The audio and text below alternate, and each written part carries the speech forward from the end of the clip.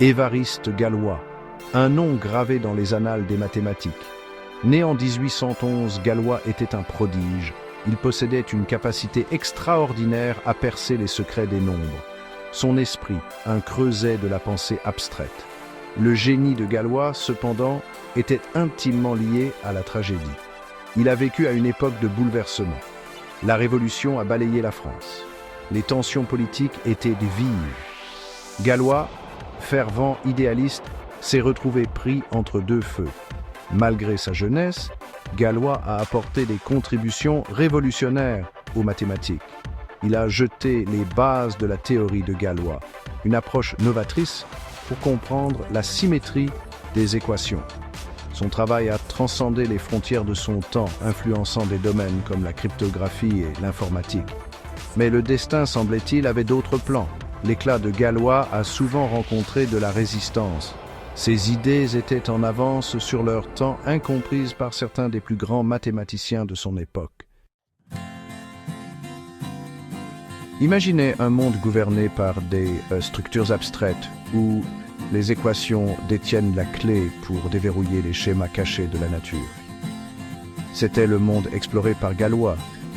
La théorie de Galois, son plus grand accomplissement, a fourni un cadre puissant pour comprendre la résolution des équations polynomiales. Avant Galois, les mathématiciens avaient longtemps cherché des solutions générales aux équations. Ils cherchaient des formules, comme la formule quadratique, pour résoudre des équations de degré supérieur. Galois, cependant, a adopté une approche radicalement différente. Il s'est concentré sur la symétrie inhérente à ces équations. Le travail de Galois a eu de profondes implications. Il a révolutionné l'algèbre, jetant les bases de l'algèbre abstraite, une pierre angulaire des mathématiques modernes. Ses idées sur les corps finis, un type particulier de structure algébrique, ont ouvert la voie à leur application dans la théorie du codage et la cryptographie. Aujourd'hui, la théorie de Galois sous-tend d'innombrables technologies.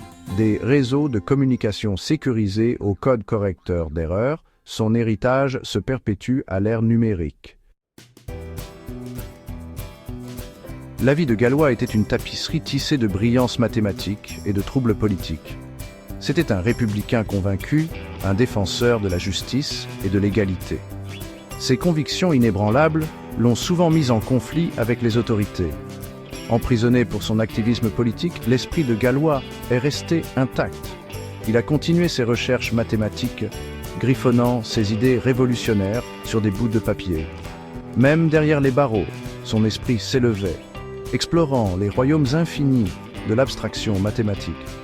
Le séjour de Galois en prison, cependant, a eu des conséquences néfastes sur sa santé et son moral. Les conditions difficiles, associées à la frustration de son génie méconnu, ont alimenté un sentiment de désespoir. Malgré ces épreuves, Galois n'a jamais abandonné ses idéaux, sa croyance en un monde meilleur. À l'âge de 20 ans, la vie de Galois a été tragiquement interrompue. Les circonstances entourant sa mort restent entourées de mystères. Un duel alimenté par des intrigues politiques et peut-être une histoire d'amour qui a mal tourné. La veille de sa mort, Galois a écrit une lettre à son ami, Auguste Chevalier. Il y a frénétiquement exposé ses idées mathématiques, un dernier témoignage de son esprit extraordinaire. « Je n'ai pas le temps », a-t-il écrit, ses paroles résonnant à travers les âges. La mort de Galois, bien que tragique, a servi de catalyseur à la reconnaissance de son génie. Son travail, autrefois rejeté, a finalement été publié. Les mathématiciens ont commencé à saisir la profondeur et l'originalité de ses idées. Aujourd'hui, on se souvient d'Évariste Galois comme d'un martyr des mathématiques, un symbole d'un potentiel inassouvi. Son héritage nous rappelle que le génie s'épanouit souvent dans les endroits les plus inattendus et que la quête du savoir peut déclencher des révolutions, tant scientifiques que sociales.